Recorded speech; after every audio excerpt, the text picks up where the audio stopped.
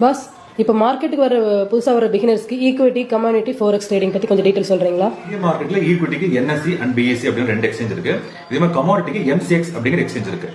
நான் ஃபோரெக்ஸ் வந்து இந்தியாவில் நம்ம டைரக்டா பண்றது கிடையாது. இப்போ நம்ம ஈக்விட்டி, கமாடிட்டி, ஃபோரெக்ஸ் பத்தி நம்ம சிம்பிளா அண்டர்ஸ்டாண்ட் பண்ணிக்கலாம். இப்போ ஈக்விட்டி அப்படிங்கறத நீங்க ஒரு கம்பெனி அப்படிங்கிற மாதிரி கன்சிடர் பண்ணிக்கிறீங்க. இதே மாதிரி கமாடிட்டி அப்படிங்கறத நீங்க ஒரு ப்ராடக்ட் அப்படின்னு நீங்க எடுத்துக்கணும். அடுத்து ஃபோரெக்ஸ் அப்படிங்கிறது மணி. இப்ப எல்லா மார்க்கெட்லயும் நமக்கு ஒரு பையர்ஸ் இருப்பாங்க, அப்புறம் ஒரு செல்லர்ஸ் இருப்பாங்க. இடையில யார் இருப்பா? நமக்கு பேங்க்ஸ் இருப்பாங்க. இந்த பையர்ஸ் வந்து கமாடிட்டியா வாங்கிக்கிறாங்க, அதுக்கு பதிலா செல்லர்ஸ் கிட்ட மணி வந்து டிரான்ஸ்ஃபர் பண்ணிடுறாங்க. சப்போஸ் அதானி கிரீன் எடுத்துட்டீங்கன்னா அவங்க ப்ரொடியூஸ் பண்ற எலக்ட்ரிசிட்டி என்ன பண்றாங்கன்னா பங்களாதேஷ், இந்தியாவில் இருக்கக்கூடிய பல ஸ்டேட்ஸ்க்கு வந்து அவங்க சப்ளை பண்றாங்க. அப்போ இந்த அதானி கிரீன் அப்படிங்கிறவங்க யாரு?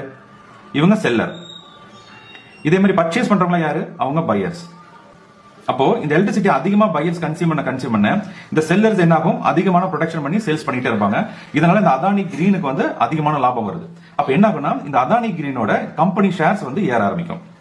அப்போ இதுல 3 ப்ராடக்ட்டுமே இருக்கு. என்ன இருக்கு? ஈக்விட்டி அப்படின்னு எடுத்தீங்கன்னா டைரக்டா ஒரு கம்பெனி கன்சிடர் பண்ணிக்கங்க. அடுத்து கமாடிட்டி அப்படிங்கிறது என்ன எக்ஸ்சேஞ்ச் ஆகுதோ அது வந்து கமாடிட்டி. லாஸ்டா இருக்கிறது நம்ம பையர்ஸ். இவங்க 2 பேருக்கு டிரான்சாக்ஷன் நடக்குது எதால? நமக்கு மணியால.